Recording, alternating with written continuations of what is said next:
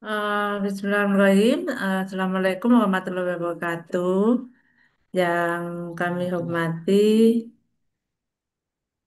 Bapak Wakil Dekan Bidang Akademik yang sepertinya hari ini belum bisa hadir ya karena ada agenda yang lain.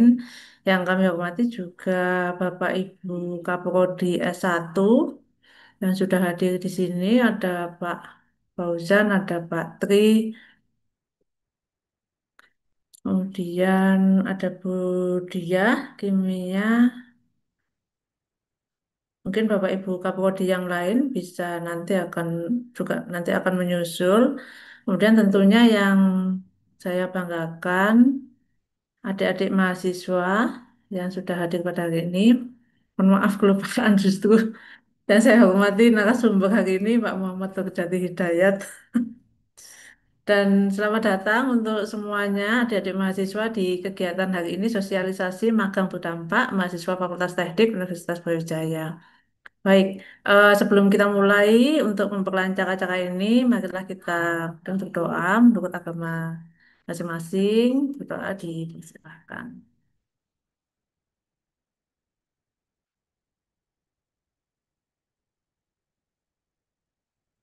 Berdoa dapat dicukupkan. Nah, selanjutnya pada hari ini sebenarnya tujuan dari kegiatan ini adalah untuk melakukan sosialisasi kegiatan magang yang mana sebelumnya kegiatan ini dikenal dengan program MSIB atau Magang dan Studi Independen Bersertifikat. Dan saat ini mulai tahun 2025 Dikti mengganti nama kegiatan menjadi magang berdampak. Nah, kebetulan untuk di Fakultas Teknik sendiri, saat ini koordinator kegiatan magang berdampak itu adalah Bapak Muhammad Nurjati Hidayat dari Teknik Pengairan. Dan hari ini kita akan menyimak paparan beliau terkait dengan bagaimana proses dan perbedaan mekanisme atau perkembangan mekanisme dari kegiatan magang berdampak yang diselenggarakan oleh Dikti. Mungkin tidak perlu berpanjang lebar, kami persilahkan untuk Bapak Hidayat untuk dapat menyampaikan paparannya. Baik, terima kasih Bu Dewi. Saya izin share dulu, izin share screen ya.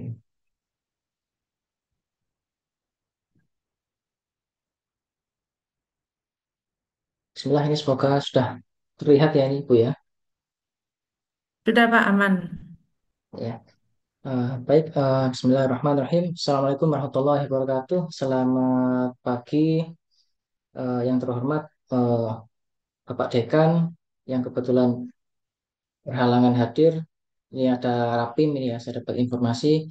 Kemudian Bapak Wadik Dekan satu yang kebetulan Bapak Wadik satu ya, Ibu Wadik 2, Bapak Wadik 3 ini kebetulan mungkin juga lagi ada kesibukan lain sehingga belum bisa hadir. Kemudian kemudian eh, Bapak Ibu Ketua Program Studi S1 di lingkungan Fakultas Teknik Universitas Brawijaya.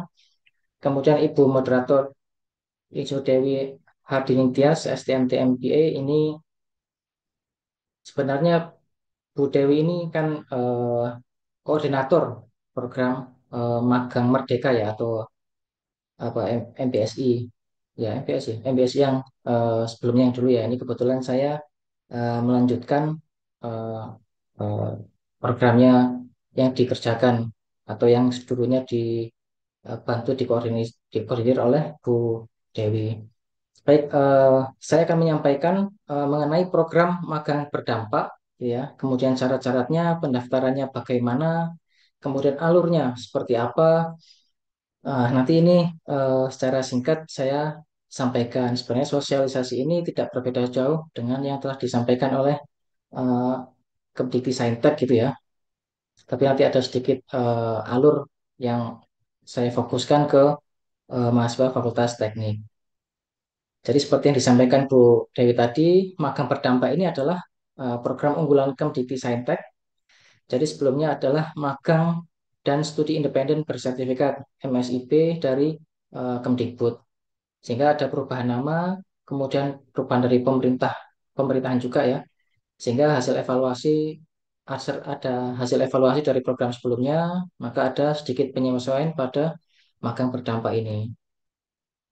Kemudian, nah, jadi pergerakan perkembangan atau perubahan atau update kurikulum pembelajaran di perguruan tinggi ini tidak secepat kebutuhan di industri. Oleh karena itu, perlu ada tindakan yang nyata agar kurikulum di perguruan tinggi bisa mengejar kebutuhan industri. Nah, untuk menjembatani ketidaksamaan antara industri dan perguruan tinggi, maka diadakan program magang berdampak. Jadi pada program magang ini, para mahasiswa nantinya akan mengetahui apa sebenarnya yang dibutuhkan atau yang dipakai di dunia industri.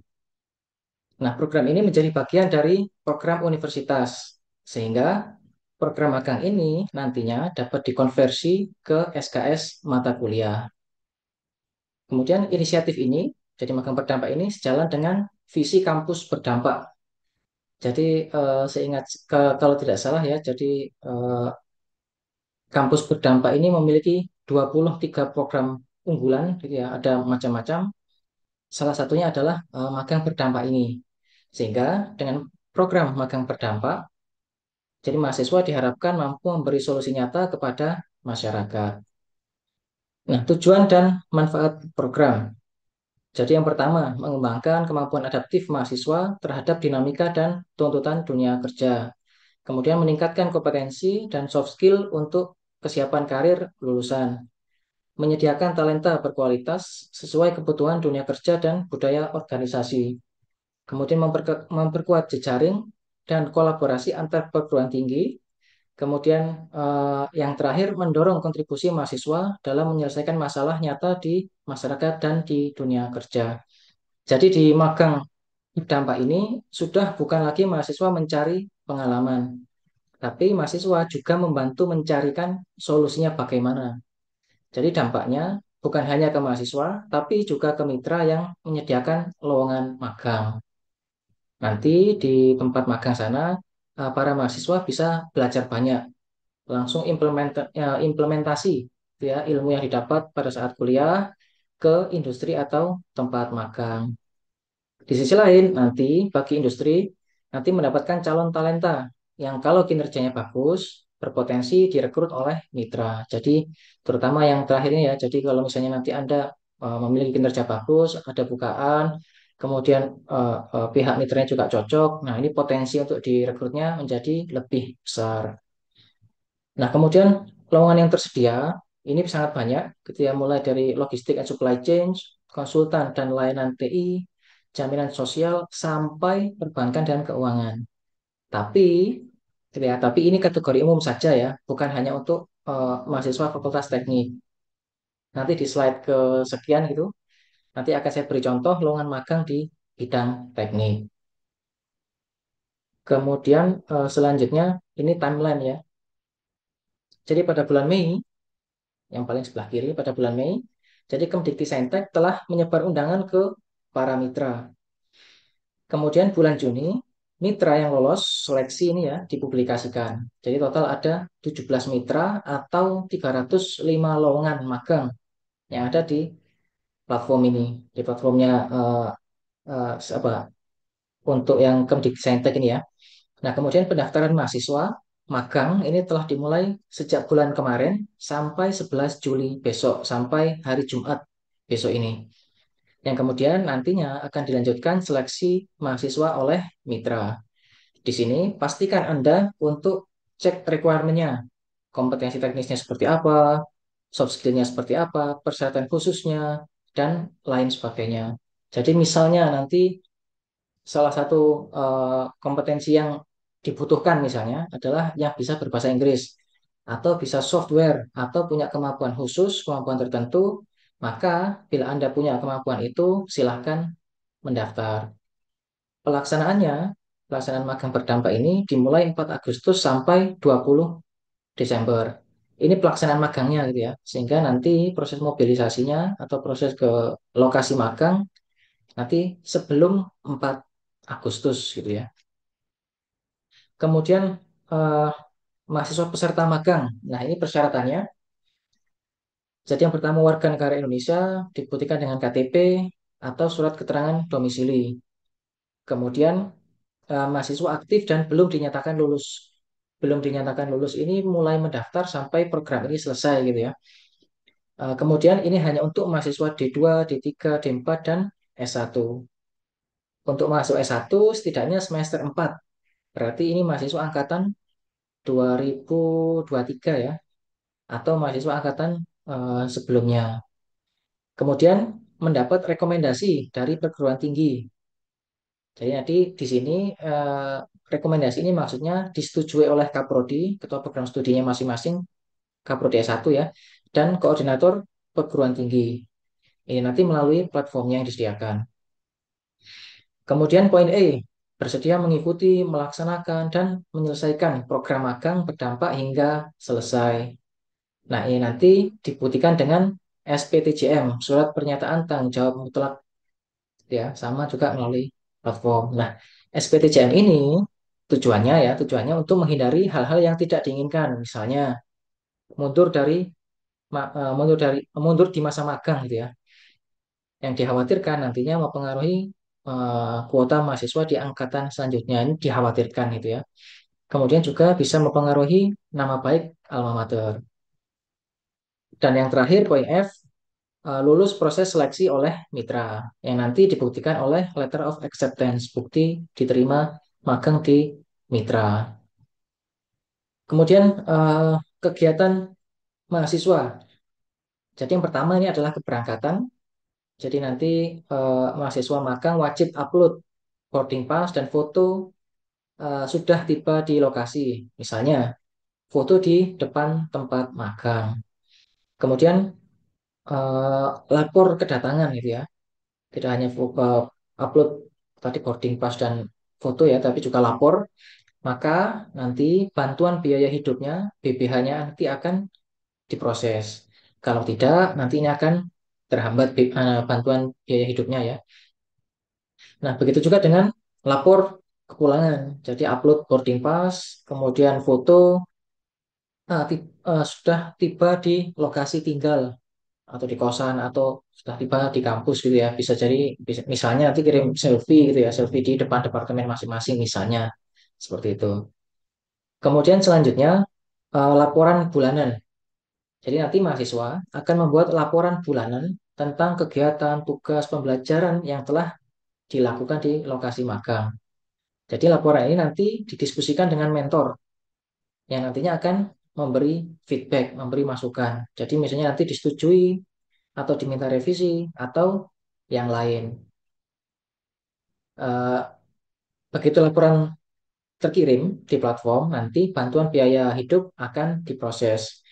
Tapi untuk kasus di kasus tertentu ya mungkin ya, ini tergantung di tempat magangnya, mungkin nanti ada yang diminta untuk mengajukan laporan mingguan, diminta untuk membuat laporan mingguan atau laporan setiap 2 minggu. Jadi tergantung lokasi magang ya. Kemudian kegiatan yang terakhir menyusun laporan akhir. Jadi sama seperti laporan bulanan. Jadi laporan akhir ini didiskusikan dengan mentor di lokasi magang. Jadi template-nya nanti sudah disediakan. Jadi di sini banyak yang sudah disediakan di platform sehingga ini mempermudah bagi pendaftar. Nah, yang perlu ditekankan adalah meskipun berstatus mahasiswa, tetapi melakukan pekerjaan di sana dengan target tertentu gitu ya. Jadi targetnya jelas, kualitasnya jelas gitu ya. Jadi kalau ada deadline, maka hari atau jam itu harus selesai. Jadi misalnya, ini contoh misal yang lain ya. Eh, karena pernah sempat saya lihat. Jadi kalau Anda nanti diminta setelah lolos, Anda kemudian ke lokasi magang, kemudian Anda diminta untuk hadir setiap hari selama weekday gitu. Kemudian mulainya jam 8 pagi, berarti sebelum itu ya juga harus sudah datang. Kemudian lanjut seleksi mahasiswa. Seleksi mahasiswa ini saya pakai ini yang formatnya dari Sosial Stikom Dikti kemarin ya. Saya pakai yang update setelah eh, koordinasi dengan KPT, koordinator perguruan tinggi. Saya langsung di slide selanjutnya saja. Jadi kita masuk ke eh, bagian yang kiri atas. Jadi yang pertama, alur pendaftaran dan termasuk seleksi ini ya.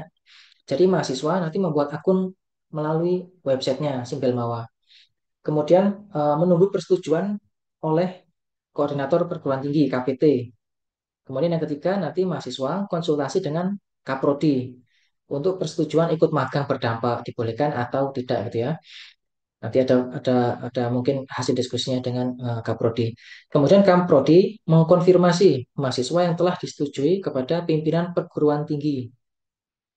Setelah itu nanti pimpinan perguruan tinggi melakukan persetujuan untuk menerbitkan SPTJM, surat pernyataan tanggung jawab mutlak, ya. Nah, nanti bila ini sudah disetujui dari konfirmasi dari Kaprodi dan pimpinan perguruan tinggi, maka nanti muncul fitur untuk mengajukan lowongan gitu ya, mengajukan pendaftaran maksudnya. Jadi mahasiswa dapat mengajukan lamaran kepada mitra via platform. Ini bisa mengajukan hingga 5 posisi gitu ya, 5 lokasi. Nah, kemudian nanti dilanjutkan oleh seleksi administrasi dan seleksi mitra. Nanti dari seleksi administrasi, dari mitranya nanti bisa menerima atau menolak. Misal nanti diterima, maka eh, pendaftarnya, jadi mahasiswa pendaftar nanti akan mendapat konfirmasi gitu ya, yang harus segera dibalas dalam 24 jam. Nah, apabila lebih dari 24 jam, maka akan otomatis ter-reject. Misal dari Anda ada salah satu mahasiswa, kita ada beberapa mahasiswa, misalnya yang sudah daftar 5 posisi, misalnya kebetulan diterima 4 gitu ya. Nanti Anda pilih salah satu. Begitu Anda pilih salah satu, maka yang lain otomatis akan auto reject. Kemudian yang terakhir, penetapan peserta magang. Nah, sama karena ini berbeda-beda mitranya ya, sehingga seleksi mitra ini punya prosedur atau cara yang berbeda-beda. Nah, bisa jadi proses seleksi hampir mirip seperti proses seleksi pegawai baru, bisa jadi ya. Karena teman-teman mahasiswa ini yang magang berpotensi mendapat penawaran untuk bekerja di tempat magang. Ini berpotensi ya. Jadi nanti peluangnya bisa jadi lebih besar dibanding pendaftar yang tidak ikut magang, bisa jadi gitu. Kemudian dosen pendamping program. Jadi nantinya mahasiswa yang mendaftar magang berdampak ini akan mendapat 2 pembimbing. Jadi yang pertama ada pembimbing akademik, di sini namanya dosen pendamping program gitu ya, dari kampus. Kemudian yang kedua adalah dosen pembimbing di lapangan atau yang disebut mentor. Nah, untuk DPP, dosen pembimbing program, ini persyaratannya jadi berasal dari program studi terakreditasi. Jadi kalau ini saya rasa departemen di lingkungan FTUB tidak ada masalah ya, karena semua sudah terakreditasi dengan eh, sangat baik ya, unggul gitu ya. Kemudian poin B, memiliki NUPTK.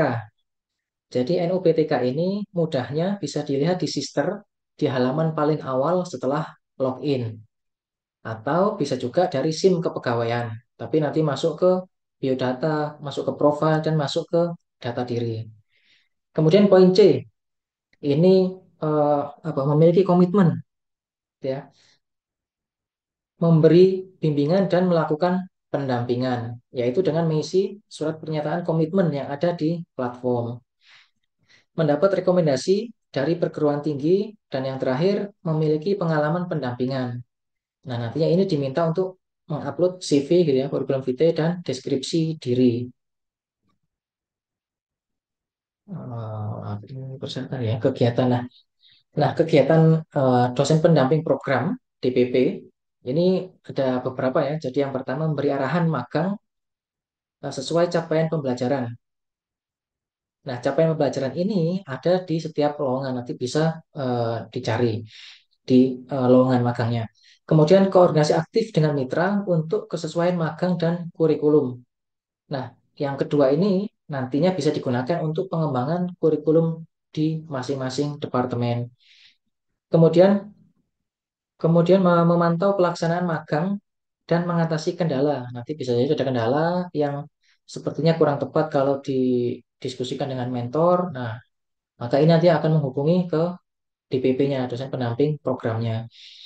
Kemudian mengevaluasi kinerja mahasiswa dari laporan dan umpan balik mitra. Mendampingi penilaian akhir dan rekognisi, menyusun laporan kemajuan dan laporan akhir, melakukan review, kemudian juga koordinasi rutin. Jadi koordinasi rutin ini empat pihak ya, ini kurang satu. Jadi ada dari mahasiswanya, dari mentor, dari dosen pembimbing program, dan juga dari koordinator perguruan tinggi. Nah, seleksi DPP-nya, jadi calon DPP melakukan pendaftaran melalui platform, kemudian seleksi administrasi, seleksi kualifikasi sesuai kebutuhan dan kesesuaian bidang, dan yang terakhir penetapan DPP. Nah, penetapan DPP ini dilakukan di bulan Juli, Agustus gitu ya, mungkin di sangat awal Agustus karena atau mungkin akhir Juli ya, karena nanti akan berkoordinasi dengan mentor di lokasi magang gitu ya. Kemudian juga memberi arahan agar magang sesuai dengan capaian pembelajaran. Kemudian komponen pendanaan. Jadi mahasiswa nantinya akan mendapatkan bantuan biaya hidup gitu ya, BPH, bantuan biaya hidup, juga biaya mobilisasi untuk pulang pergi sekali. Nah, bagaimana dengan tempat tinggal? Nah, tempat tinggal ini ada beberapa kemungkinan gitu ya. Kalau secara sosialisasi ada beberapa kemungkinan. Jadi yang pertama menyesuaikan budget perusahaan, yang kedua bisa dicarikan, misal ada perusahaan yang memiliki asrama gitu, atau mes gitu, atau mencari sendiri beberapa lowongan yang saya cek itu mencari sendiri ya, tapi mungkin ada yang berbeda. Kemudian di bagian yang terakhir ini ya di BP ini juga akan mendapatkan honor. Nah, larangan-larangannya. Jadi untuk mahasiswa gitu ya, eh, dilarang memberi informasi palsu secara lisan maupun tulisan terkait administrasi dan pelaksanaan program. Kemudian melakukan tindakan asusila, kekerasan, perundungan, pelecehan seksual, dan intimidasi. Kemudian mengundurkan diri tanpa alasan yang dapat dipertanggungjawabkan. Yang terakhir, melanggar ketentuan hukum dan peraturan yang berlaku. Dosen pendamping program pun ini mirip-mirip ya. Jadi dilarang memberi informasi yang tidak benar terkait program dan seterusnya, termasuk memungut dana dari peserta program. Kemudian yang mitra pun juga mirip juga. Jadi dilarang memberi informasi yang tidak benar, kemudian dilarang mengabaikan pelanggaran etika seperti pelecehan atau kekerasan, kemudian memberikan tugas di luar rencana dan slash atau memaksa kegiatan lebih dari 40 jam per minggu tanpa kesepakatan, mengabaikan aduan stakeholder, memungut dana, kemudian melanggar ketentuan hukum dan aturan berlaku. Jadi yang perlu diingat di sini adalah dosen pendamping dan mitra, gitu ya, tidak akan tidak akan memungut biaya. Kemudian dari Kemdikti Saintek juga tidak menyebut akan ada penarikan biaya. Ini ya yang saya tahu ya. Ya, tidak dari dosen pendamping, dari mitra, dari Kemdikti Saintek tidak ada yang menyebutkan akan ada mahasiswa diminta membayar, tidak ada itu. Sehingga nanti apabila ada pihak-pihak lain yang menyatakan itu bisa koordinasi dengan KPS-nya atau bisa dengan koordinator fakultas ke saya atau nanti dengan mentor atau yang lain gitu ya. Jadi tolong ini diperhatikan.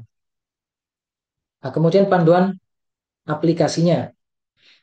Jadi ini disimpan sama Kemdikbud gitu ya. Jadi kalau di eh, materi sosialisasinya Kemdikbud itu migrasi gitu ya informasinya dari Kemdikbud ke Kemdikbud.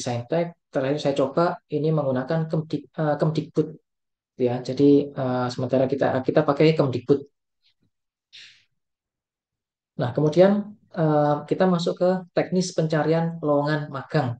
Misalnya, fokus pencarian berdasarkan lowongan, itu yang di kanan atas ya, yang warna ungu. Jadi nanti pencarian lowongan bisa kita cari sesuai bidang. Maka kita klik bagian semua bidang yang sebelah kirinya. Kita klik, kemudian nanti Anda pilih bidang apa yang ingin Anda cari. Nanti ada banyak lowongan berdasarkan bidang-bidang tertentu. Nah, silakan dibuka, silakan dicek sesuai yang Anda inginkan, gitu ya. Eh, dari beberapa bidang itu tolong diperhatikan deskripsi detailnya gitu ya. Saya masuk ke slide sini dulu. Nah, ke detail lowongan magang. Nah, pastikan Anda melihat detail dari lowongan magang yang ditampilkan gitu ya. Bisa jadi bisa dilihat dari deskripsi pekerjaannya. Jadi yang paling kiri ya, deskripsi pekerjaannya seperti apa. kemudian kriteria peserta magangnya, apa saja latar belakang pendidikannya gitu ya, seperti apa. Bisa jadi ada persyaratan khusus, misalnya seperti di contoh ini, di kanan bawah ini ya, itu apa kecil di tempat saya ini. Diutamakan mengambil tugas akhir di bidang tertentu gitu ya. Nah, kemudian selain itu informasi tentang tempat tinggal. Kalau di sini di kanan atas gitu ya, Anda diminta untuk mencari tempat tinggal sendiri. Kemudian juga yang tidak kalah penting termasuk salah satu yang penting ini ya, pastikan juga lokasi alamat perusahaan sedetail-detailnya. Lokasinya di mana, kira-kira aksesnya bagaimana gitu ya. Jadi semua informasi ini sangat penting, jangan sampai tidak sesuai ekspektasi. Nah, kalau saya kembali ke slide, ini kan slide 20 ya, kalau saya kembali ke slide 19 gitu. Nah, tadi di semua bidang ini ya, nanti kan ada, begitu Anda klik itu nanti muncul yang bawah, sebentar saya pakai ini aja. Begitu Anda klik, misalnya bidang tertentu, Anda cari muncul lowongan magangnya. Nanti ada bidang misalnya contoh risk management gitu ya. Risk management ini gimana saya menyampaikannya? Topiknya ini mirip dengan beberapa seperti di beberapa departemen di Fakultas Teknik. Tapi begitu dilihat, ternyata requirement-nya adalah mahasiswa yang bidangnya ekonomi gitu ya. Sehingga ini perlu Anda perhatikan gitu ya. Kemudian saya lanjut. eh, Kalau tadi pencarian lowongan magang berdasarkan lowongannya, sekarang kita ambil berdasarkan perusahaannya ya di sebelah kanan atas ini ya. Kita ambil perusahaan berdasarkan perusahaannya, diklik, kemudian kita pilih Kementerian Pekerjaan Umum. Ini misalnya ya, kan mitra dari mitra ada 17 mitra, total ada lebih dari 300 lowongan. Nah, sama seperti sebelumnya, jadi detail perusahaan harus dibaca secara detail. Bisa jadi nanti ada perusahaan yang memiliki kemiripan nama gitu ya, bukan perusahaan yang Anda inginkan. Jadi coba dicek secara detail. Kemudian juga cek eh, informasi kontaknya seperti email atau alamatnya. Kemudian di bagian bawah informasi tentang perusahaan, ada informasi lowongan yang tersedia. Ini di kiri bawahnya, di bagian bawahnya. Jadi kalau perusahaannya banyak, yang banyak membuka lowongan ya seperti Kementerian PU, nanti tinggal di scroll ke bawah. Nah, di sini misalnya kita pilih lowongan drafter CAT gitu ya, yang seperti kotak hijau di sebelah kanan. Ini misalnya saya klik gitu. Nah, nanti muncul informasi sama seperti sebelumnya ya. Jadi semua informasi harus dicek secara detail. Nah, gimana? Berbeda dengan contoh lowongan sebelumnya gitu ya. Kalau di lowongan magang ini di drafter CAT ini ya, kalau kita lihat di sebelah kanan bawah, ini persyaratan khususnya tidak ada gitu ya. Sehingga kalau tidak ada, maka peluang untuk diterimanya bagi mahasiswa yang mau daftar peluangnya lebih besar gitu ya. Nah, ini nanti silakan cek lebih detail gitu ya. Kemudian kita masuk yang selanjutnya, pengajuan magang oleh mahasiswa dan persetujuan magang oleh pimpinan. Jadi seperti yang disampaikan sebelumnya ya di alur pendaftaran mahasiswa, jadi Anda mahasiswa di sini ya harus daftar dulu. Ini berlaku sama juga seperti dengan dosen pendamping program. Jadi harus daftar terlebih dahulu. Kemudian isi detail data diri Anda di sebelah kirinya, isi detail, kemudian baca sampai selesai tentang pernyataan tanggung jawab mutlak. Ini ya, tolong dibaca secara detail, dipahami isinya, dicentang, kemudian silahkan Anda daftar. Nah, nantinya Anda diminta untuk menunggu persetujuan koordinator perguruan tinggi, gitu ya. Di foto ini foto sebelah kiri, sehingga Anda belum bisa ngapa-ngapain. Nah, di kasus beberapa waktu hari yang lalu ya, mungkin banyak yang seperti ini, dan agak lama gitu ya. Bukannya koordinatornya tidak merespon, tapi koordinator perguruan tinggi dari Brawijaya sendiri juga belum mendapat akses dari Saintek Dikti ya, sehingga ini berurutan. Nah, nanti setelah disetujui oleh koordinator PT ya, nanti tampilannya kalau tampilan HP, maka tampilan layar Anda seperti ini, gitu ya. Nah, di tahap ini Anda harus koordinasi dengan ketua program studi, itu ya, karena nanti kan di sini muncul validasi kaprodi ini masih belum diproses. Nanti setelah Kaprodi memproses gitu ya, misal disetujui, maka dari level koordinator UB gitu ya, koordinator perguruan tinggi nanti akan divalidasi juga. Seperti itu. Nah, ini pengajuan magang oleh mahasiswa dari sisi mahasiswa. Nah, kemudian kalau dari sisi kaprodinya, itu ya. Nah, ini tampilannya ya. Jadi eh, eh, gimana muncul apa ini pengajuan mahasiswa, progresnya mahasiswa gitu ya. Nanti muncul namanya, program studinya apa, semester berapa. Nah, nanti akan ada validasinya gitu ya. Jadi ada yang belum diproses, ini sebagai contoh ya. Ada yang belum diproses, ada yang disetujui dan ada yang ditolak. Pertanyaannya, apa kriteria disetujui atau ditolak? Nah, ini silahkan diskusi dengan eh, ketua program studi Anda di masing-masing departemen. Nah, kemudian sebagai penutup ini ya, program akan berdampak mendukung pendidikan tinggi yang kontekstual dan relevan. Kemudian mahasiswa ini mengembangkan kompetensi dan jejaring lewat pengalaman dunia kerja. Ini termasuk yang salah satu yang penting ya, Anda mengembangkan kompetensi dan jejaring ya. Kemudian prinsip utamanya kualitas, keadilan, dan kolaborasi. Dan yang terakhir tujuan akhirnya yaitu menyatukan pendidikan dan dunia kerja untuk mencetak pemimpin masa depan, terutama untuk menyambut generasi emas Indonesia 2045. Sehingga apabila Anda tertarik, coba segera diskusi dengan ketua program studi ya, karena ini kan deadline-nya hari hari Jumat. Di sisi lain, ketua program studi juga harus memvalidasi, mengkonfirmasi, kemudian koordinator perguruan tinggi, di sini koordinatornya Brawijaya juga harus memvalidasi. Sehingga nanti bisa yang belum ya, yang tertarik tapi belum daftar, segera daftar. Yang sudah daftar belum koordinasi dengan Kaprodi, segera koordinasi dengan Kaprodi masing-masing departemen. Kemudian ini nanti apabila ada yang membutuhkan pedoman magang berdampak ya, bisa diakses di websitenya Impact UB Aceh ID. Kemudian juga ada podcastnya ya, ini kemarin baru dirilis. Nanti coba cek langsung di YouTube-nya Brawijaya. Sekian yang bisa saya sampaikan. Kurang lebihnya mohon maaf.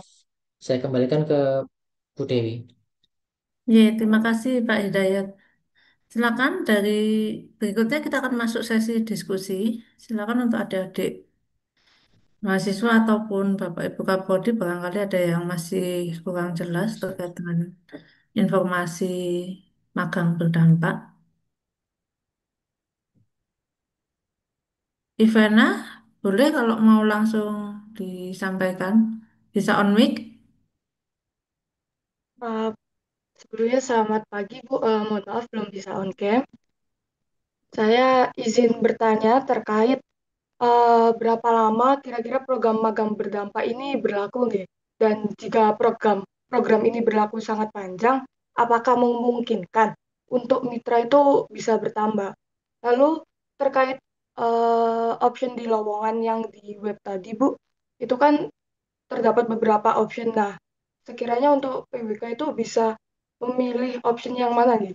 Karena belum ada option yang terkait seperti tata ruang, perencanaan wilayah, dan sebagainya. Tetapi tadi saya cek juga terdapat lowongan yang satu linear. Cuman untuk latar belakang pendidikannya itu tidak ada, tidak menyebutkan PWK. Itu bagaimana nih? Terima kasih, Bu. Ya, terima kasih, Ivana. Pak Hidayat mau menanggapi dulu, mungkin dari sisi Iya, durasi. iya. Terima kasih. Dari durasi, jadi ini kan program pemerintah yang baru ya. Kalau pemerintah sebelumnya kan namanya magang berdampak MSB. Program yang pemerintah yang baru sekarang namanya magang berdampak. Sehingga kemungkinan besar gitu ya tahun depan dilanjutkan kemungkinan besar. Nah, tapi saya nggak tahu ya pastinya ya karena ini kan bagian pemerintah. Kemudian durasi magangnya ini selama 5 bulan, jadi mulai dari 4 Agustus sampai 20 Desember masa magangnya.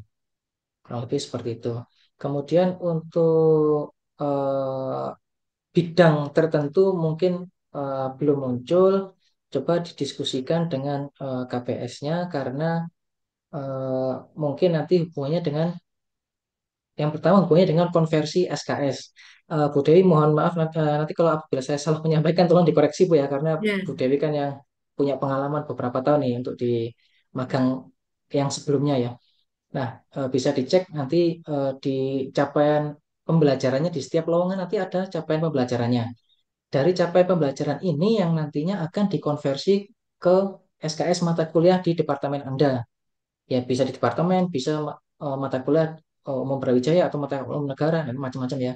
Nah, nanti ini yang dicek gitu ya, sehingga nanti bisa di list, bisa dicek apa dari lowongan itu Anda selain minimum requirement-nya ya, bidangnya apa, coba dicek capaian pembelajarannya. Mungkin Bu Dewi ada yang bisa ditambahkan. Ya, ya sebenarnya kurang lebih hampir sama Pak Hidayat. Jadi pada dasarnya kalau kita di fakultas itu kan memfasilitasi untuk proses pendaftaran ya, misalnya koordinasi dengan universitas, kemudian apakah ada kendala ketika apa di sistem informasinya gitu ya atau di websitenya gitu. Namun ketika berkaitan dengan kesesuaian antara lowongan pekerjaan, kemudian program capaian pembelajaran dan juga konversi itu memang sebaik sangat sangat apa harus diserahkan atau harus diputuskan oleh ketua program studi karena yang memahami kurikulum dari masing-masing program studi itu adalah ketua program studinya masing-masing begitu nggih. Jadi sebelum adik-adik memilih itu juga dipastikan juga berkonsultasi dengan bisa dengan DPA atau bisa dengan ketua program studi dan saat ketua program studi melakukan verifikasi atau validasi itu juga diperiksa ya lowongannya itu sesuai dengan prodinya atau tidak gitu. Karena kita juga tidak bisa mengontrol atau tidak bisa memilih eh, apa perusahaan mana yang buka lowongan ya. Jadi yang dibuka kan sangat banyak. Kemudian mereka kan juga membuka lowongannya tidak seperti nama departemen yang ada di Fakultas Teknik ya. Jadi bisa sangat Betul. simpel sekali gitu. Gitu. Mungkin kalau dari PWK ada Bu Mustika di sini, barangkali Bu Mustika bisa memberikan tambahan atau masukan. Ya, matur nuwun Bu Dewi. Assalamualaikum warahmatullahi wabarakatuh. Iya, Salam. jadi memang kemarin saya minta tolong anak-anak memetakan yang 305 lowongan tadi yang kira-kira bisa diambil BWK itu yang mana gitu. Memang agak terbatas Bu Dewi. Jadi Iya, meskipun PUPR pun itu yang dicari sebetulnya ada yang adalah yang lebih ke sipil, jadi bukan ke PWK-nya gitu. Jadi sebetulnya minatnya banyak sekali dari mahasiswa PWK, cuman memang iya, eh, kesesuaian lowongan ini yang mungkin kami perlu lowongannya. diskusikan lagi gitu. Ada beberapa yang nyambung juga seperti pemberdayaan masyarakat gitu ya. Cuman mereka yang dicari sebetulnya yang dari antropologi, sosiologi seperti itu Bu. Jadi sebenarnya nyambung sih, cuman bukan tidak menyatakan PWK yang dibutuhkan gitu. Ya, Oke, jadi memang perlu kami diskusikan lagi untuk kira-kira mata kuliah apa yang sekiranya bisa nyambung. Begitu Bu ya. Dewi. Oke, makasih Bu Mustika. Jadi walaupun misalnya lowongannya itu yang diminta antropologi, tapi secara sistem informasi masih bisa daftar ya Bu. Begitu ya Pak Hidayat ya. Jadi maksudnya nggak ada batasan walaupun di narasinya itu yang diminta adalah antropologi gitu. Bisa jadi Bu, jadi meskipun nanti ada eh, apa namanya deskripsi atau latar belakangnya gitu ya, Ya, tapi kan kita juga ternyata cocok dengan capaian pembelajaran, ya, meskipun belum ada pedoman khusus yang menyatakan itu dari Kemdikti tapi eh, kan mahasiswa bisa apply sampai 5 posisi, sehingga oh nanti ya, mungkin itu bisa di apply untuk posisi cadangan gitu misalnya gitu. Kalau ada oke, posisi yang lebih cocok misalnya. ya. Ya, intinya harus saling cross check ya dan hati-hati supaya tidak Betul. salah memilih Iya, perusahaan. betul. Silakan untuk adik-adik yang lain ada pertanyaan lagi atau Bapak Ibu Kapodi. Ini berarti deadline-nya untuk pendaftaran sampai dengan 11 sampai 11. hari Jumat besok. Tapi ini sudah, ini ya kalau mengikuti timeline sepertinya sudah divalidasi oleh koordinator perguruan tinggi. Ya, Sehingga harus yang di level bawah, yang di level departemen, atau maaf, Kaprodi, level program studi, ini harus bisa segera divalidasi sebelum hari itu untuk jaga hmm, nih, untuk jaga-jaga ya di hari loadnya padat di akhir gitu ya, karena informasi terakhir yang saya dapat dari Brawijaya sendiri, total Brawijaya yang daftar sudah 950, itu informasi kemarin, sehingga mestinya bertambah seperti ya. itu. Jadi usahakan kalau memang adik-adik ada yang berminat dan ada yang cocok itu bisa diselesaikan hari ini. Kalau kalau belum bikin akun ya, kalau belum membuat akun itu ya berarti harus segera membuat akun, mengisi data untuk dapat validasi dari koordinator, kemudian memilih lowongannya setelah koordinasi dengan Kaprodi dan bisa divalidasi Kaprodi sebelum Jumat berarti Kamis gitu ya. Belum Jumat Dan ya, Kamis supaya Jumat loadnya tidak tidak error begitu. Ada lagi? betul tidak tinggi. Sepertinya sudah sangat dipahami oleh teman-teman. Apakah ada Ya karena info sudah, berapa targetnya di karena Fakultas Teknik, Pak? belum belum ada info nih, belum belum saya tanyakan karena Pak Indradi lagi dinas di luar ya. Iya, ini. Jadi ini memang apa? Tantangan juga buat kita karena kemarin itu programnya adalah MSIB dan rupa-rupanya Fakultas Teknik masih masih belum cukup melampaui target ya karena targetnya ternyata tinggi sekali. Tinggi sekali Ya, untuk Fakultas Teknik begitu. Jadi harapannya teman-teman bisa memanfaatkan ini untuk ya. apa mengikuti kegiatan magang. Ada tambahan Pak? Sebenarnya Dari? yang banyak diincar mahasiswa ini kan ininya Bu, bantuan biaya hidupnya atau Iya, uang sakunya itu kan Bu. iya, Ini kan banyak, tapi kalau saya kan ya pengalaman iya, tapi kan kita di sana nanti setelah magang itu kan bertemu dengan orang-orang berbagai bidang ilmu, ya, atau kalau di tulisan di slide ini tadi kan jejaring tadi ya. Nah, sehingga betul. pengalaman seperti ini yang jarang jarang diperoleh. Nah, kalau sudah seperti itu, maka lebih baik, lebih sangat sangat disarankan ya untuk segera daftar gitu ya. Nothing tulus lah gitu kira-kira. Nanti kalau tidak diterima ya sudah kan gitu. Tapi Ya, coba usahakan yang terbaik seperti itu. ya. Baik, intinya program yang disiapkan oleh pemerintah ini tentunya benefitnya akan sangat banyak ya. Jadi jangan dilihat dari Betul, nominalnya saja, tapi jangka panjang, networking, pengalaman itu justru yang penting begitu. Kita betul ya. cukupkan Pak Hidayat atau Sepertinya iya Bu, karena sudah tidak ada pertanyaan ini ya, ya. ya, baik.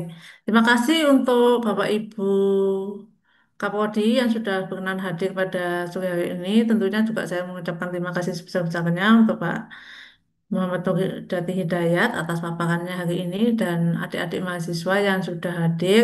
Mohon dapat disebarkan ya ke teman-teman yang lain, terutama yang eligible untuk bisa berpartisipasi dalam kegiatan magang berdampak. Tentunya tidak mengganggu proses pembelajaran kalian selama kuliah, tapi justru meningkatkan kesiapan mahasiswa untuk nanti menjelang menjadi lulusan Fakultas Teknik. Begitu, sekian dari kami. Mohon maaf jika ada kekurangan. Saya akhiri. Wassalamualaikum warahmatullahi wabarakatuh.